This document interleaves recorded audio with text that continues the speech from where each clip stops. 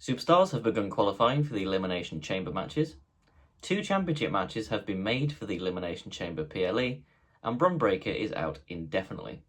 All this and more in this episode of This Week in WWE, What Mattered. Starting with SmackDown, and Drew McIntyre opened the show, or at least he tried to, as he was attacked by Cody Rhodes as he made his way down the entrance ramp. Following the brawl, Cody cut a very passionate promo where he said that things will never be the same between him and Drew, and that he's disappointed to return to Charlotte, North Carolina empty-handed. Cody said that his shame and discomfort will be Drew McIntyre's downfall and that Drew will not make it to WrestleMania. We then saw the WWE Tag Team Champions Rhea Ripley and Io Sky defending their titles against Julia and Kiana James. This was a really solid match, and I really enjoy seeing Rhea Ripley and Io Sky share a ring together. Whether they're partners or opponents, they just have absolutely brilliant in-ring chemistry, and it's a pleasure to watch their matches. They are arguably the best 2 in-ring competitors in the women's division in WWE and around the world. At one point, Io Sky hit an absolutely beautiful suicide dive. It had such speed and power. She shot through those ropes like a bullet. This match followed the expected formula, with Io Sky really being isolated by Julia and Kiana James to keep her away from Rhea Ripley,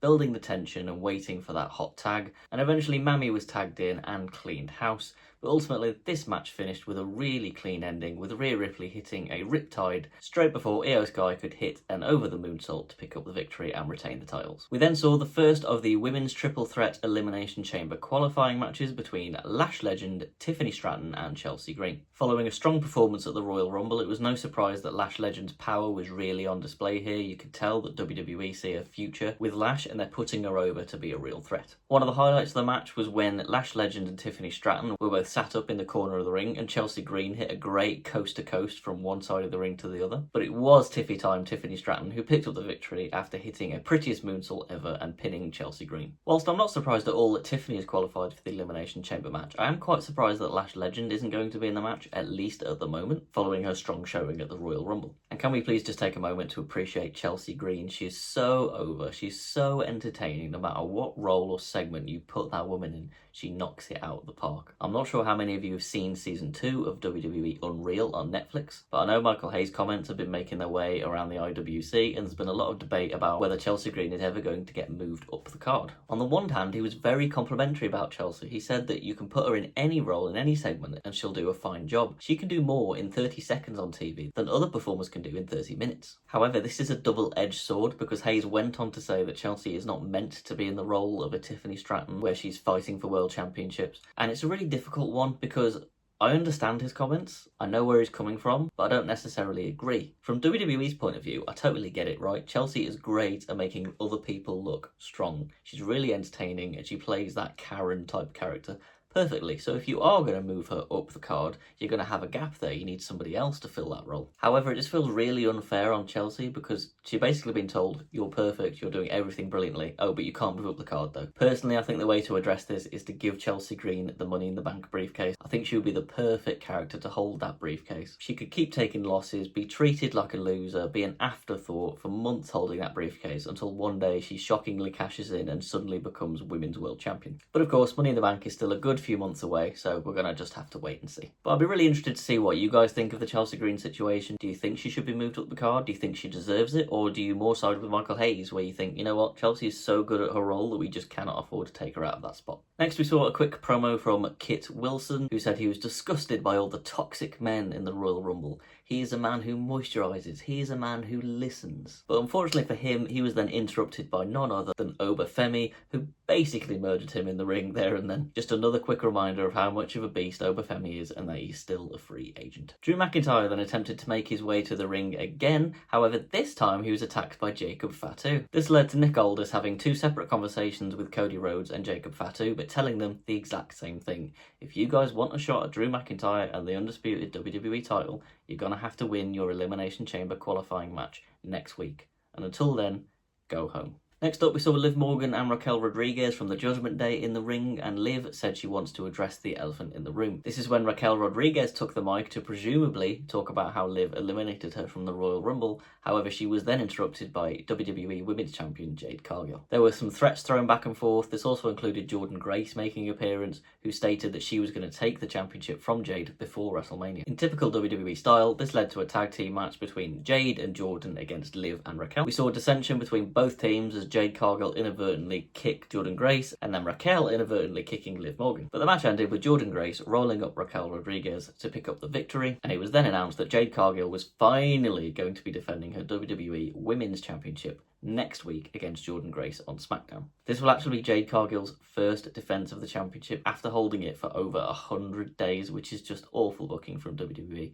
You can't defend that. How can somebody be a world champion for over 100 days and not have a single title defense? It's just poor. Drew McIntyre was then finally able to cut his promo. He stood on the announce table and said that both Cody Rhodes and Jacob Fatu should be banned from their Elimination Chamber qualifying matches. He then went on to address the promo between Roman Reigns and CM Punk from Raw, where he really hit back and said that he didn't appreciate Roman and Punk making him the undisputed WWE Championship and SmackDown seeming second rate. This was a great promo from Drew, as usual, really lighting the fire underneath the SmackDown roster to really make them feel aggrieved about how Roman Reigns and CM Punk for the World Heavyweight Championship is already being talked about as one of the biggest main events ever, and that they should all be extra motivated to qualify and take a shot at Drew for the undisputed WWE Championship. He also doubled down and really put the exclamation point on the WWE Championship really being the title in WWE. And the main event of the show was the first men's triple threat Elimination Chamber qualifying match between Solo Sikoa, Randy Orton and Aleister Black. This was a pretty short match. I'm pretty sure it was sub 10 minutes, but it had a lot of action and a good pace, with Randy Orton at one point ducking an attempt at a Black Mass,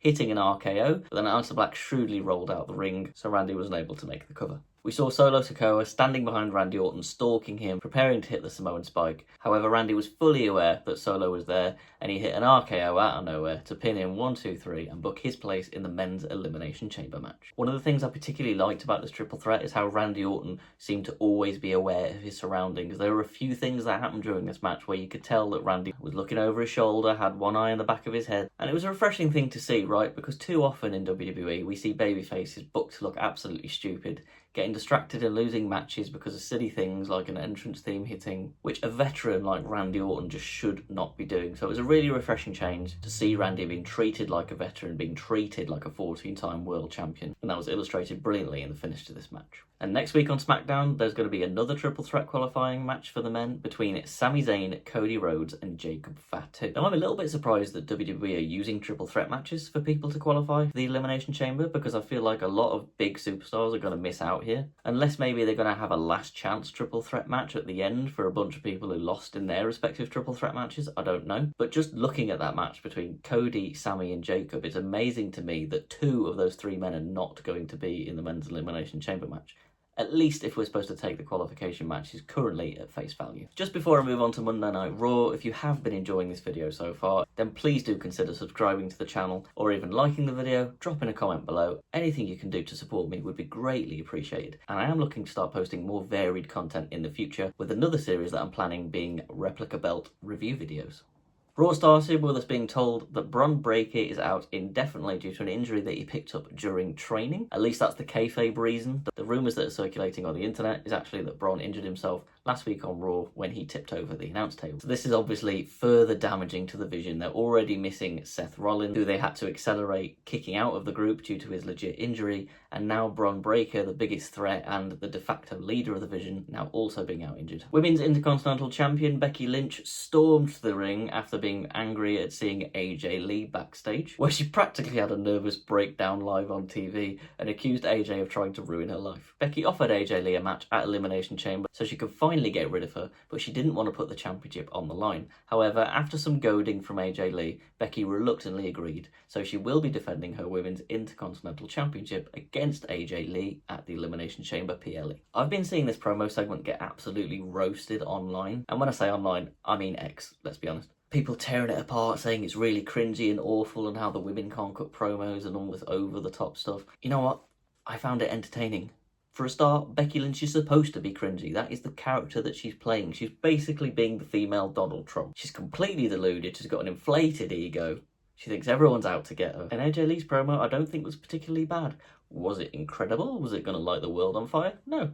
But it was fine. there was nothing wrong. It was just a perfectly serviceable promo. And also a bit later on in the evening, we saw Becky attack AJ after she came to the aid of Maxine Dupree, who had just been beaten to hell by Natty. We then saw the Usos, Jimmy and Jay, successfully defend their World Tag Team Championships against Akira Tozawa and Otis of the Alpha Academy. Nothing really to write home about here. There were quite a few botches in this match, one of which was when Jey Uso tried to hit a super kick on Otis, who was doing the worm at the time. This must be a pretty difficult thing to time, to be fair, but it obviously didn't help all the Jey Uso haters jumping on the bandwagon online. The Usos ultimately hit a double spear and a 1D on Otis to retain the championships, and there was a nice show of respect between both teams at the end. And in a short interview segment in the ring following the match, we saw Jimmy Uso gassing up Jey, really trying to motivate him to go and qualify for the Men's Elimination Chamber, win that match, go on to WrestleMania, and once again become a world champion. We then saw Liv Morgan in the ring with Dirty Dominic Mysterio, where Liv, as usual, proclaimed herself to be the greatest Royal Rumble winner of all time. After running her mouth for a while longer, Women's World Champion Stephanie Vaquer interrupted and told Liv plainly, "You talk too much." She also cut a promo in Spanish, to which Liv was desperately asking Dom to translate what she was saying, but Dom was very reluctant to do so. Stephanie said that she hopes Liv picks her so she can kick her ass at WrestleMania. This led to Liv saying that she wasn't going to rush her decision for Stephanie or anyone, and she called Stephanie a puta, which led to Stephanie getting pretty angry, screaming on the microphone, and then ultimately slapping Dominic Mysterio across the face and storming off. We then saw a women's triple threat match to qualify for the Elimination Chamber between Rhea Ripley, Lyra Valkyria and Ivy Nile. This was a really well put together triple threat match where there were various sequences that involved all three women at once, one of which was when, I can't remember exactly who was in which position now, but essentially there was a German suplex on the person who was on the top rope delivering a superplex to the other superstar. All three women got to show what they could do here, but ultimately, and unsurprisingly, it was Rhea Ripley that won the match and qualified for the Elimination Chamber. I'm obviously happy that Rhea's qualified. I really wanted to see her in that match, but I'm a bit gutted that Lyra Valkyria has missed out. I really like Lyra, I enjoyed her work last year, and I think she should be in the match. But this just goes back to what I said earlier on in the video about them using triple threat matches for people to qualify for the Elimination Chamber. For me, it means at least early doors. It seems like some pretty important superstars aren't going to have a chance to make it to the chamber, unless, like I said earlier, they end up doing a last chance triple threat match or a battle royal or something like that, where a bunch of people who lost their initial qualifying matches get one last shot to take maybe the final spot. Michael Cole was then about to introduce World Heavyweight Champion CM Punk for an in-ring interview, but Finn Balor stormed into the ring, took the microphone off Michael Cole and said that he's tired of being an afterthought. He demanded a World Championship match at Elimination Chamber, which led to General Manager Adam Pearce coming out with some security, trying to get Finn to leave. Of course, CM Punk, being the fighting champion, came out, much to Adam Pearce's dismay. There was a back and forth between Finn and Punk, with Finn just trying to goad Punk into putting the championship on the line at Elimination Chamber, and Punk was ready to defend the title there and then in Chicago on Monday Night Raw. But Adam Pearce kept pushing back, but ultimately he caved and agreed to make the match, so it will be CM Punk defending the World Heavyweight Championship against Finn Balor at the Elimination Chamber. Yet again showing how Adam Pearce has no control over his own freaking show. It's actually hilarious how weak they make him look sometimes, in total contrast to Nick Aldis over on SmackDown. Following Finn leaving the arena, Michael Cole asked CM Punk why he was jeopardising such a huge WrestleMania main event by defending the title against Finn when he doesn't have to. Punk retorted by saying that he is a fighting champion and that he wants to be 1% better each and every night, referencing his previous 434-day reign as WWE Champion. He said that Roman Reigns doesn't hate him, despite his words last week. He hates what he's trying to build, and that WrestleMania is only going to end in one way, and that is with CM Punk's hand being raised and the announcer shouting, "And still,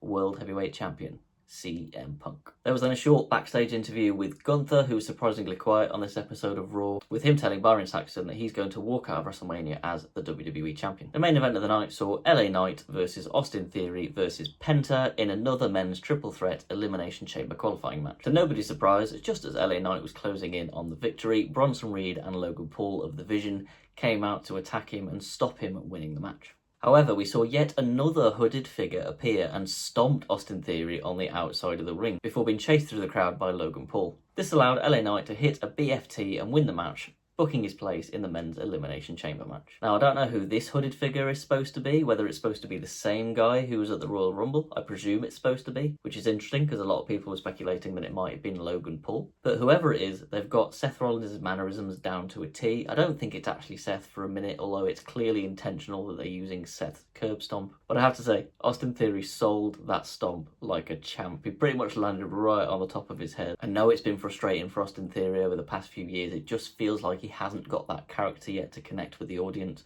but the guy is clearly magic in the ring and he is definitely one of the best sellers in the business.